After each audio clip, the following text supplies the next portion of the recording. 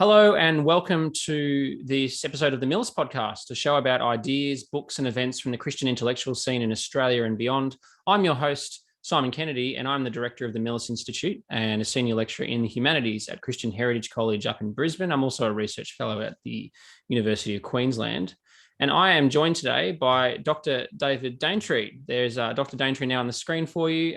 Dr. Daintree is the director of the Christopher Dawson Centre for Cultural Studies, which is based down in Hobart in Tasmania. He is a classicist and medieval Latinist. He's got an MLitt from Cambridge, a PhD from the University of Tasmania, and he has a long and illustrious career teaching in schools. In particular, one notable one, where I'm from Geelong, and so Geelong Grammar is familiar to me. He taught at Geelong Grammar's Timbertop campus. He's also the principal of Jane Franklin Hall at the University of Tasmania and the rector of St John's College at the University of Sydney. He's held visiting professorships at the universities of Siena and Venice, and was a visiting fellow at St John's College at the University of Manitoba. Most recently, David was the president of Campion College in Sydney from 2008 to 2012, an institution which has close affinities to our own Great Books program here at Christian Heritage College. So, David, welcome to the Millis podcast. It's great to have you on. Thank you, Simon. It's great to be here. I want to talk more about the Christopher Dawson and the Christopher Dawson Centre presently. But before we go any further into that, I wondered if you'd be happy to share with us more of give us more of a sense of your own journey in the church and in the academy. What originally drew you to the study of the classics and the humanities, and how does your faith play into that desire to study the humanities? Yeah, it's a complex question, isn't it? I think starting with faith, I was brought up to be a believer by parents who probably weren't. Yep. And I mean by that I was taught prayers when I was a kid. And so I've always believed. And that teaches me a lot, because I think as long as people don't actively block you or talk you out of it, your natural impulse is to be a believer. Mm-hmm. So I don't think there was ever a time when I didn't believe there was God. Yeah. I might have had funny ideas about God at one stage, but I always believed. And but when I was at school, I didn't go through confirmation, as most of my friends did. I went to a few Crusader meetings and things of that sort, but I was always an independent thinker, which doesn't mean I'm clever, but I was probably lazy. But I was an uncommitted but believing person by nature. And then I became an Anglican.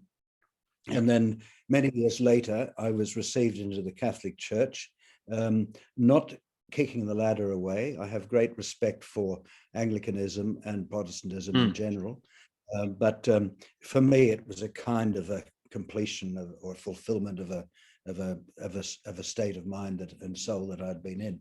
Yeah. So that's the faith side of it. When we come to the professional aspect of life, I guess I always loved antiquity from the earliest time that I can remember. And my volume 2 of my encyclopedia dealt with the ancient world, and that was my favorite. And it was thumbed through at a very early age. I learnt Latin at school, but I hated the way it was taught, and I got nothing from it at all. Yeah. But I took it up later, and I love it. I love it as the language of the Romans, the language really of the Western Church, and I don't mean just the Catholic Church. Calvin and Cranmer wrote in Latin. Everybody wrote in Latin. It's the language of theology and of history and of culture. Absolutely. So I love it, and funny as it seemed. So then it was a natural thing for me to do when I went to university. I started at the University of New England in Armidale, and I read classics. I haven't had a moment's regret. Yeah. I remember my father saying to me, what are you going to do at university? And I said, classics. And he said, I love him for this. He said, oh, well, somebody's got to do it. Yeah. But there was never a sense that I had to do accountancy or something, something that was going to earn me money. There was never that sort of pressure on me. Yeah, that's great. No regret. Yeah. Yeah. Very interesting.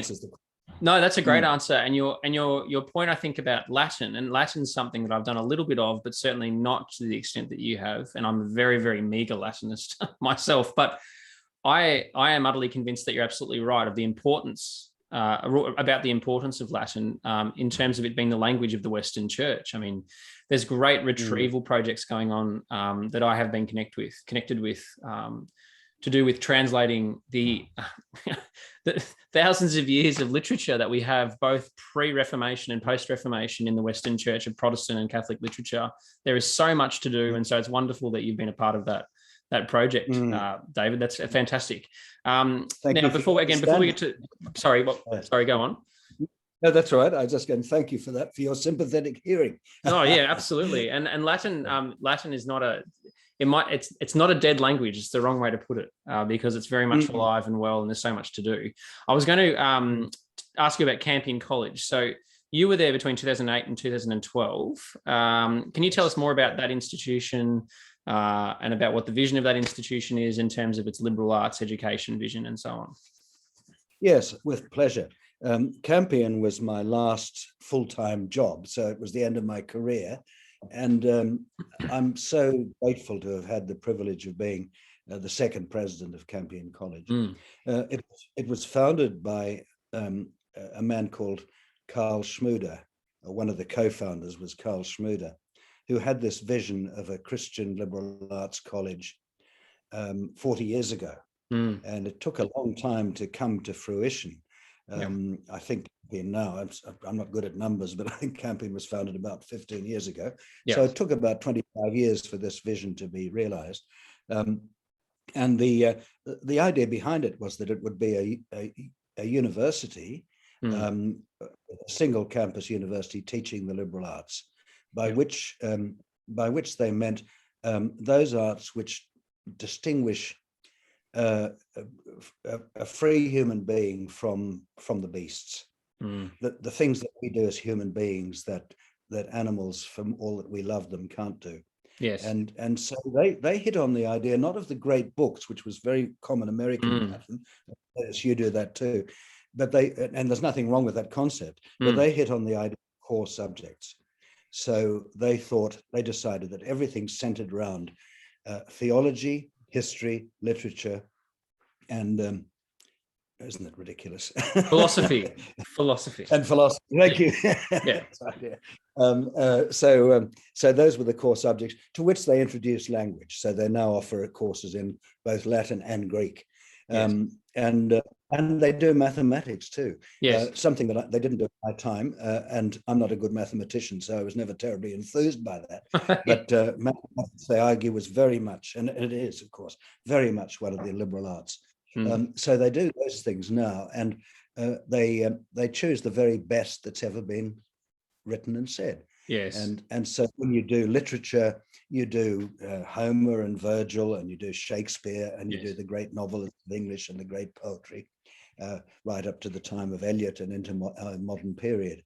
And you do it progressively. So in your first year, you tend to do ancient history, and then medieval history in second year, and then third year you do modern history, and you relate it all together, because history can't be taken apart, as you and I both know so well.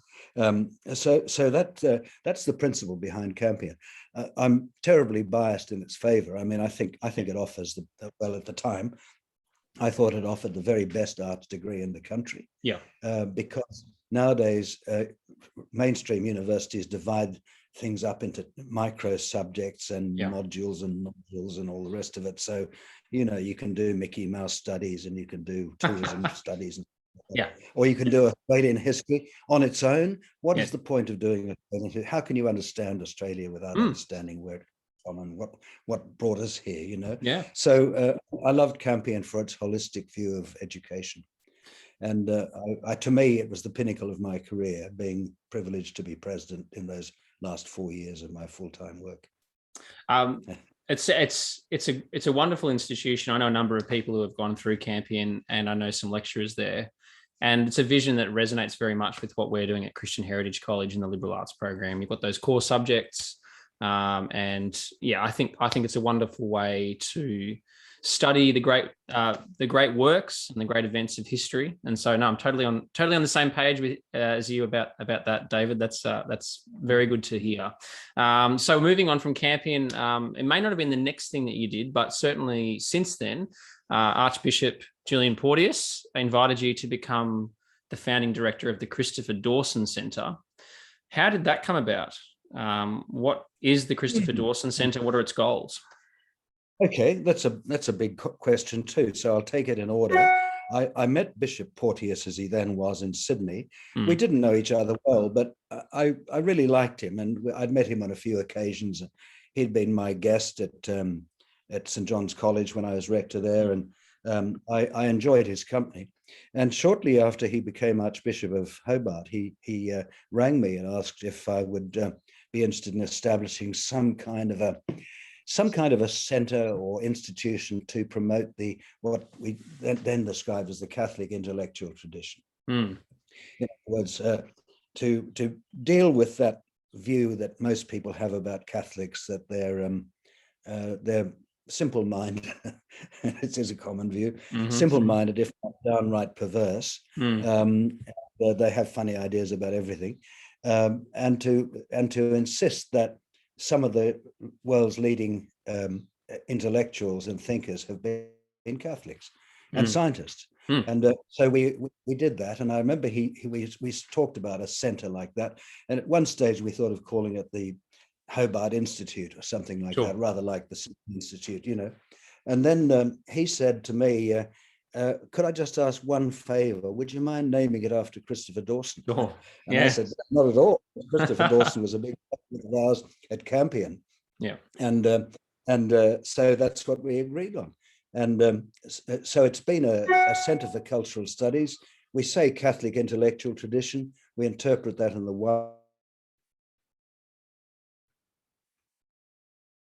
Now, I've just lost you, David, so we'll just see whether you come back, and we can also edit this out. So let me just see how we go.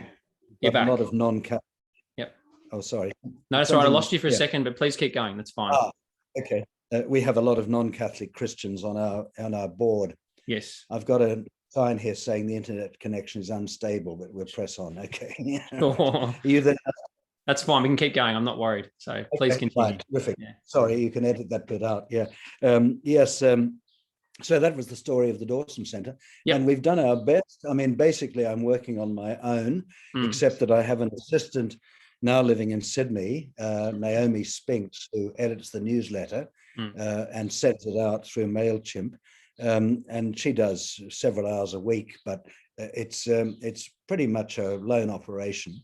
And I do my best to keep a newsletter going, to organise an annual conference, and to get speakers in when COVID permits. Yeah, of course. Yeah. So you have an annual conference or symposium. I think it's called a symposium, is it? I can't quite remember. Colloquium. Colloquium. That's right. Yeah.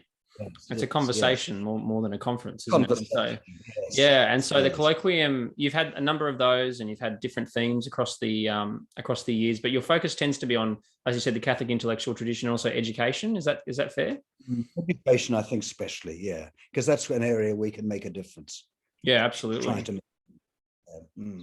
Well, I'm going to give a quick plug to the newsletter. You can go to what's the website? Is it Chris? Website is Dawson Centre, one word, dawsoncentre.org. Okay, very good. And you can sign up to the newsletter there. And I'd say it's an excellent newsletter for everyone to sign up to. If anyone is interested in the humanities and the Catholic intellectual tradition, in Christianity in general, it's a good thing to be connected to. And the most recent newsletter was there's a guest editorial from myself. So a bit of a plug for that one there. Made an exceptionally good newsletter. Oh no, that's very too kind. Let's focus on Christopher Dawson for a few minutes. So you said that he was an important figure when you're at Campion, obviously someone who has had a big influence on the way that particularly Roman Catholics understand the history of the West. Did you want to tell us more about him? He's well known as a historian of Western culture and a theorist of culture, but what's his legacy? Why is the centre named after him? Sure. First of all, can I just, while I think about it, mention this book, which is by Carl Schmuder. Now, Carl, I mentioned before, is one of the co-founders of Campion. Yes. And he wrote this excellent little biographical introduction to Christopher Dawson. It's only about 60 or 70 pages, but it's very good. And you could buy copies from our centre online. Fantastic. If any of your listeners and viewers were interested in doing that, I think it's the best sort of all-round summary of his work. But to put it to verbally, as it were, he was born in 1889. He died as late as 1970. His peak period for publication was probably in the 20s through to the 40s. And I guess if you were to read one of his titles, I think The Making of Europe. Oh, yeah. Yes, he did become Roman Catholic in 1909, having been an Anglican. To that extent, I suppose we sort of I slightly shadow him from an inferior position. But he was Dawson became a Roman Catholic. C.S. Lewis never did. They would have no record, I think, that they met, but they would have been 100% on side with each other. Sure. It doesn't. These things are denominational issues in a way; they're not important. Correct. Dawson is a Christian historian, yes, and perhaps he's one of the greatest ones of our age, because he was able to see in the rise of Germany and also the rise of communism that whether a society goes left or right, too far to the left or too far to the right, the cause is going to be the death of religion. Yes, or the absence of the loss of its soul, really, the loss of its soul. Culture as we understand it as the best of human life simply can't be achieved without religion, he would have said. And he would probably have said, and I don't know the answer to this, he would probably have said that Islam can be a reasonable basis for a culture. Belief in the greatness of God. Yes, God is great, but he would naturally say as a Christian that Christianity brought the full revelation. Yes, and that the ideal society was a Christian society. Yes. So that's his importance. I mean, he saw, I think, he saw that European culture and civilization was inseparable from its Christian soul, and that if we lose that, we'll lose everything. It's an important point that he makes, because I think we're seeing the fruit of the loss of Christianity in our Western societies today. Now, just a bit more on Dawson. I mean, he was almost an independent scholar for most of his life. Is that correct? He held some institutional positions, but he had an interesting history there. Yes, he was. Yes, he had a lectureship at Oxford for about 6 years, I believe. I don't think he was a sort of full-time don, but he had some time there. But in general, an independent scholar. Yes, that's right.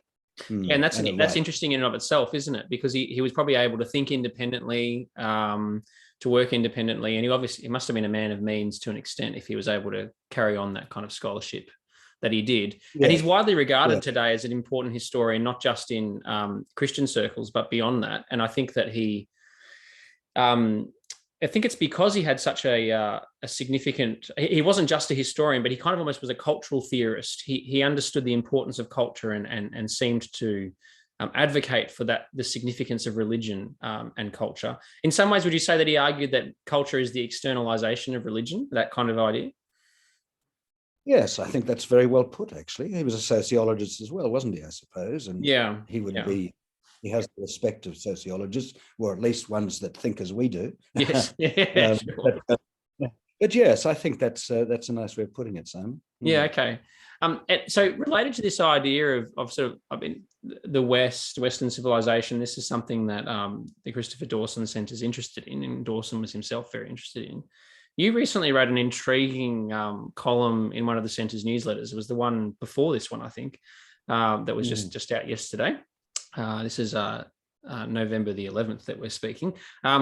You recommended abandoning the use of the word Western and instead using the word Christian. So using the word Christian or the phrase Christian civilization instead of Western civilization, which is a very venerable phrase. What's your case for leaving the phrase Western civilization behind? I think this is a really intriguing argument.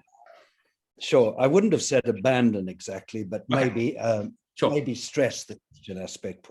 Yes. And first of all, I'm the last person to give in to wokery. Yes. I think wokeness is just catastrophically disastrous in our culture at the moment. Amen. But and everybody nowadays is offended by something. Everybody's a victim, and anybody who offends or victimizes you must be suppressed and silenced. I mean, that's the prevailing view.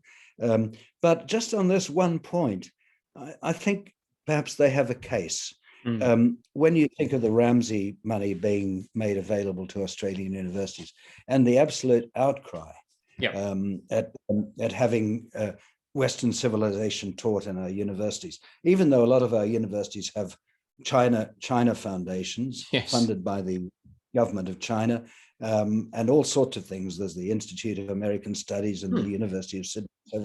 But Western civs really upset people. Yeah. And as you know, many universities rejected it completely, or the staffs did.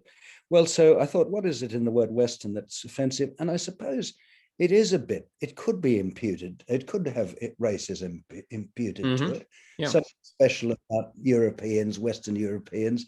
And then I thought, Christianity began in the Middle East. Yes. It was, in a sense, an Eastern religion. And not only that, but the epicenter of Christianity was the Middle East. Yes. And it was full of dioceses, which have now become extinct, overrun by Islam. And I'm not getting into the anti-Islam business. I don't do that at all. I have a lot of sympathy for Islam. But generally speaking, that it was impossible for Christianity to have its epicenter in the Middle East after the rise of Islam. So it gravitated.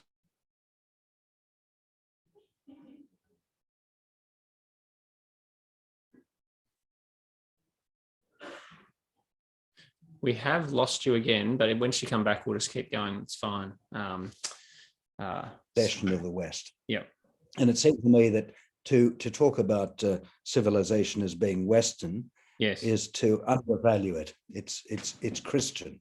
And sure, the West and Christianity are tied up with each other, but Christianity is bigger than that and belongs to all peoples in all the world. And Dawson himself said that, of course, that it's neither of the East nor of the West, but it belongs to all.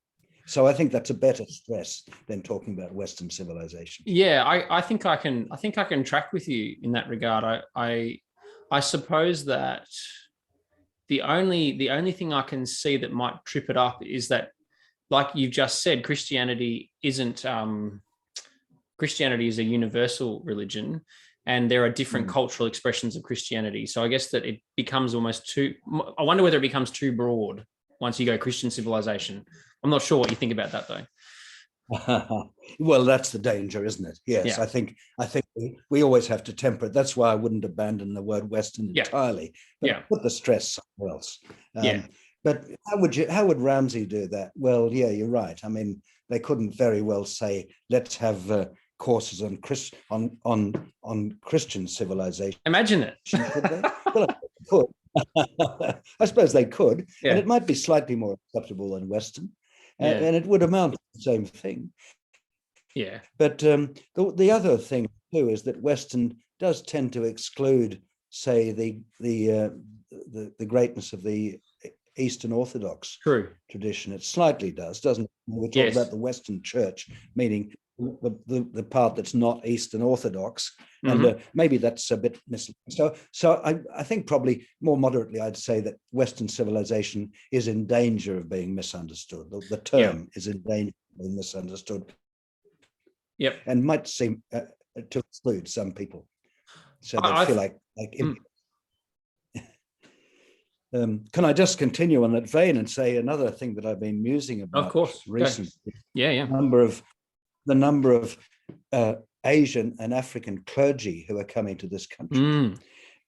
There are difficulties with language sometimes, but the wonderful thing about it is that they're bringing the gospel back to us. Yes. That they're filling filling positions here Mm. because there are no Australians to fill them.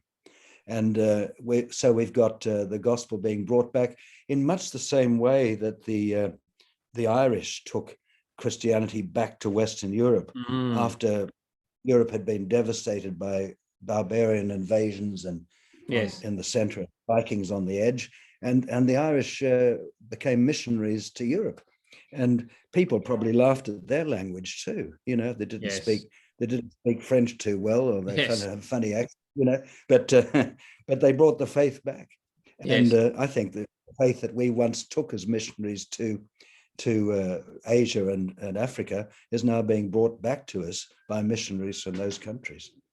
It's a very interesting perspective, and it's an interesting parallel with the Irish. I like that. Do you have any do you have any recommended texts on this question that you would recommend people take a look at in terms of just the question of defining Western civilization and Christian civilization? What kind of texts have been formative for you in that regard? Well, look, I should, but I'm afraid off the top of my head I can't recommend anything in particular. I'm sorry. No, that's fine. One book I was thinking of was Remy Brague's Eccentric Culture. I think that's a really interesting take on the kind of the Romanity. He uses the word Romanity, which is a funny word, but what he means is Western civilization is Roman fundamentally. Yes, actually, it was you who told me about him. I remember looking him up and reading some of his stuff. It was you, I'm sure, who introduced him to me. Yeah. Remy Brague. Yeah, that's the one. Yeah, Remy Brague. That's Yeah. No, he's fabulous. Yes, I like the word Romanity. It's just the Latin word is Romanitas. The same word, just slightly different ending. And it's good because the Romans, to be Roman in, say, the 6th century AD was to be pretty cool. Yes. You know, if you lived in Northern or Western Europe, and a little bit of Romanity was really good stuff. Yep. It was culture, it was civilization, it was class, you know, it was really great. It's a good idea. These were the guys who knew everything. These were the missionaries of the day. Yes, that's right. Yeah.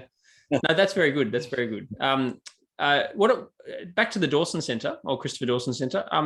What are some of the activities of the centre that listeners should be aware of, and what's the best way for listeners to connect with the centre? And we've mentioned the website and the newsletter. Are there other things that listeners can be aware of and check in with? I wish there were, but really, because it's pretty much a 1 1/4 man show, not much I can get done. But I try to do a newsletter once every week or two. They're becoming more frequent now, I'm pleased to say, and that's partly because we haven't been able to organise talks. Yeah. We try not to be just Tasmanian. We're proud of being Tasmanian, but we're not just that. And probably half our readers are interstate or overseas. And we've got an international advisory board, which has some very good people on it. Again, not necessarily Catholic Christians, but people from different backgrounds. We have the annual colloquium, which is proving popular. Even this year, we had to cancel last year, but this year with the pandemic, we still had a good turnout. Although even then, people had trouble getting home afterwards. Yeah. But I hope that next year will be a bumper one. And I think our concentration will continue to be largely on education, because that's an area in which we can make a difference. Because there's been so much abandonment of good education in the public, in schools and universities lately, that we've got to try and do a little bit to fill that gap. Yep. I'm very fond. I use it as my tag on my newsletters. I'm very fond of a remark of Edmund Burke's. No man ever made a greater mistake than he who did nothing because he could do only a little. Yes. And that's our, we'll do our little bit to change the balance in education. It's great. One thing that you're underselling yourself on is the fact that you do offer classes. So I know you have a summer school. Do you want to tell us about that? Yeah. Oh, okay. Thank you. Yes. Well, I've been following my own sort of métier, and I've been doing summer schools in Latin and in New Testament Greek for quite a while. The Greek one got no takers this year, sadly, but we've had about sort of 4 to 8 people coming to our New Testament classes in the past, and they're for beginners, except that I insist that people learn the alphabet before they start, otherwise they'll flounder throughout the week, And then for the first time next year, that's to say in January coming, we're running a sort of an overview of Western civilization. There's that word Western again. But in this really is going to be Western civilization. We're going to have a day each on history, philosophy, and literature, and also on art and architecture and music. So we're going to cover cover the ground, rush through it, the ground of Western civilization as known. So we'll concentrate on Greek and Roman history and on the history of the Bible, and then we'll concentrate on the great writers, probably focus on Homer, Virgil, Shakespeare, and Dante probably. Oh, wonderful. And then our philosophy people are going to they'll cover Aquinas, of course, they'll cover Plato and Aristotle. And when I say cover, I'm touch on. So yes. The cursory, that's what it can be in 1 week. But we've got a good enrollment for that. By good, I mean in pandemic terms, I think we've got about 8 people coming. Oh, that's pretty. That's pretty good. And I mean, it's the kind of thing I think that could get more and more traction as time goes on, as education shifts away from this particular area generally. It's wonderful that you're offering it. What do you think? Yes. Well, what do you think the future of the humanities is in Australia? Just to close, this is kind of be a closing question, I guess. What do you think the future is? Well, it's not looking good. If I can just reflect on my own experience, when I did English 1 at university, 50 years ago or something, we did some Chaucer, a little bit of Anglo-Saxon, just touched on it. Some Chaucer, a couple of books of Chaucer, 4 plays of Shakespeare, a dozen of the greatest English novels, and a whole range of poetry from mainly focusing on the Romantic period, actually, since and up to modern times. It was a wonderful journey through English literature of all periods, really, but focusing on more, particularly in poetry, focusing on the modern world. I was so lucky to do it. It was so enjoyable. Nowadays, you would struggle to find a course that did anything like that. No, that's right. It would be highly politicized. It would be imbued with gender attitudes, gender-based attitudes, and with political leftist political views about the nature of the world. There would be no space in that for religion, and no respect for religion when it was found. So it can't be done. I don't think it can be done in a mainstream university anymore. Campion was so good at it. I think your institution is, from what I've read so far. We're trying. We're trying. Yeah. I know. It's a hard battle, and people do want vocational studies, and rightly so. But you've got to get things in the right order. How can you? You've got to teach people to read and write and think. Yes. And communicate well. Yes. And how can you study? And to take another example, how can you study Australian history without knowing anything about not just English history, but Scottish history and Western European history, and the evolution of the world that we know, and Asian history, sure, by all means, because Asia did impinge on us in all sorts of ways, migrations and cultural connections. It's all very important. You can't study it on its own. So I think Peterson, the Canadian, Peterson has a point. He said the secular universities, the art departments of secular universities are a lost cause. If you want to study these things, you've got to go elsewhere to find them. That's a bit sad, but I think it's probably Jordan Peterson. Sorry, I couldn't do his version. It's a bit sad, and I think that's probably the case. Well, David, thanks for taking the time to join me on the podcast today. I've really enjoyed our time together and appreciate your insights. And I'll put links to the Dawson Centre in our show notes for the listeners, so they can connect with you and find out about what's happening down there in Hobart. It's a long way away from us in Brisbane, but I really hope that one day I'll be able to join you down there, and maybe we can have a meal. I can come to the colloquium, and we can do more work together. But I'd encourage listeners to check out what David's doing down there. So thanks, David. Thank you very much, Simon. And I hope we can talk you into giving us a paper at our next colloquium next year. Oh, I would love to. So hopefully we can do that. Pandemic allowing, of course. And look, might be another one. Yeah, that's right. Hopefully not. But no, thanks, David. And thank you to our listeners as well, to you, our listeners, for joining us on the Millis podcast. We'll see you again next time.